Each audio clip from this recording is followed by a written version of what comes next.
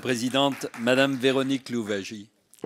Merci, Monsieur le Président. Monsieur le Ministre, je voudrais en premier lieu intervenir sur un point que vous avez évoqué dans le cadre de la santé au travail, en réponse à une question d'un de nos collègues, où vous avez fait part d'une mesure qui serait prévue dans la loi de santé publique, en évoquant des collaborateurs de médecins qui pourront rendre des avis sur l'aptitude, ou plus exactement l'inaptitude.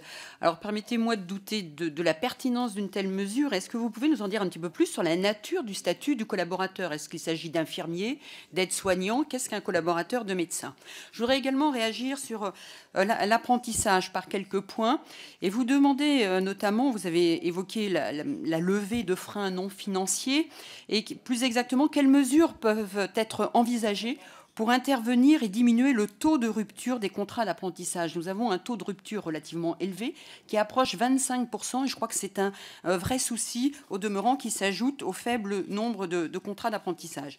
J'ai également entendu, Monsieur le Ministre, vos propos dans le cadre de réponses données sur l'apprentissage, mais finalement, est-ce que vos propos, vos orientations en faveur du développement de l'apprentissage ne sont-ils pas contraires au contenu de la mission scolaire dans le PLF 2015. En effet, dans cette mission, il est réaffirmé de manière péremptoire le principe du collège unique en supprimant le dispositif d'apprentissage junior.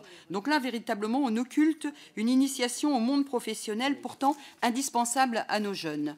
Et un troisième point, je voudrais développer sur l'apprentissage, que vous avez parlé du développement de l'apprentissage dans la fonction publique, qui, je pense, était un élément intéressant. Mais depuis fin 2012, nous avons la mise en place de l'apprentissage dans le secteur de l'intérim, qui pour autant ne se développe pas. Est-ce que vous envisagez pouvoir intervenir pour développer l'apprentissage dans ce secteur? Et le quatrième point que je voudrais développer, ça concerne les décrets relatifs aux machines dangereuses. Vous avez parlé de règles adaptées, d'un décret qui devrait intervenir pour la fin de l'année. Vous avez parlé d'un système possiblement perfectible, mais je crois que les entreprises, je termine Madame la Présidente, attendent que les protections des apprentis mineurs soient équivalentes aux protections des apprentis majeurs. Merci Madame Louwagie.